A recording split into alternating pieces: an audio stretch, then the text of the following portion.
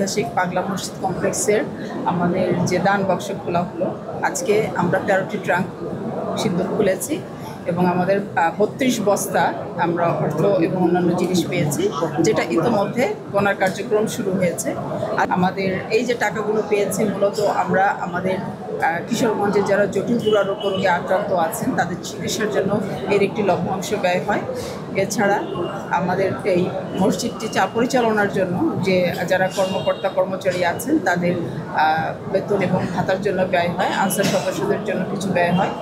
এছাড়া আমাদের যে মাদ্রাসাটি আছে সেই মাদ্রাসাটি পরিচালনার জন্য একটি অর্থ ব্যয় হয়। এবং এবছর আমরা আজকে পর্যন্ত যে ব্যাংক স্থিতিটি আছে, যেটা আপনারা প্রতিবারই আমাদের কাছে জানতে চান, আমাদের ব্যাংক স্থিতি আছে 91 কোটি টাকার মতো। এবং আজকে আমরা আশা করছি যে বিগত দিনের থেকে এবার আরও বেশি সংখ্যক টাকা জমা হবে।